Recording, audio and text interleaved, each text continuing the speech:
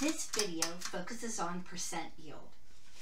Percent yield is one way that we can evaluate the efficiency of a reaction. The theoretical yield is what the stoichiometry tells us. How much product should we be producing, knowing the amount of reactant that we're putting in, free of experimental error?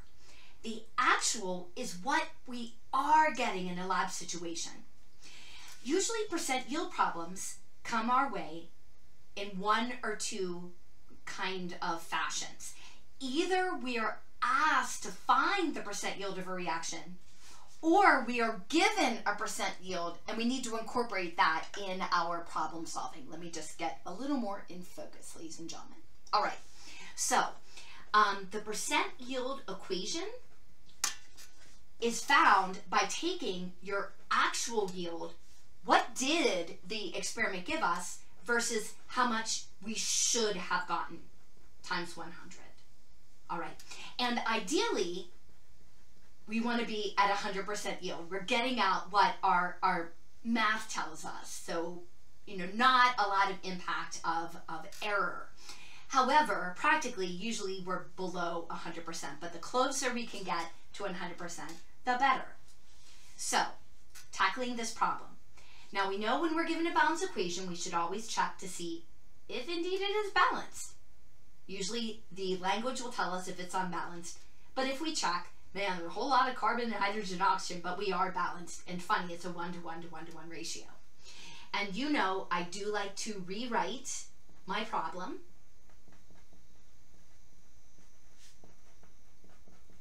All right, and indicating the species quantities that I'm given.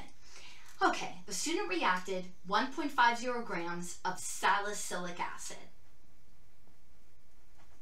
with 2 grams of acetic anhydride. Oh, so we have 2 given reactant amounts. Oh, I know it's a limiting reactant problem. Yay! And the yield was 1.50 grams of aspirin. Remember, it's the products that are yielded. The arrow literally means yield. So percent yield will always be about a product. Well, shucks, which is our aspirin? Oh, I know, that's acetic acid, and so this definitely is our aspirin. Now, unless we actually did the experiment, how do we know what we actually got? So in a percent yield problem, the amount of product, that is your actual yield. So we're already given half of what we're looking for here. So what we need to find to answer the question, we're already given the actual, we need to find the theoretical. So, given this amount of salicylic acid, how many grams of aspirin will that give me? Given this amount of acetic anhydride, how many grams of aspirin? We know whichever is a smaller quantity will be the amount that's yielded. That will be theoretical. What does the paperwork tell me? Then I'll put actual over whichever is my theoretical times 100. And so, just to lay this out for us, ladies and gentlemen, here is my problem solving for this. All right, so this amount of reactant gives me 1.96 grams of aspirin. This amount of this gives me 3.53. I know this is the amount that I will get. It's not that this was wasted. I just won't actualize that amount because this is my excess reactant. So this is my theoretical yield. I then take the actual divided by the theoretical times 100, 3 sig figs, 76.5% yield for this trial given these situations. So limiting reactant and percent yield problem together. But the theoretical is usually, found through stoic.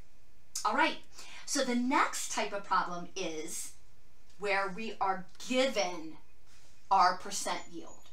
We are given our percent yield.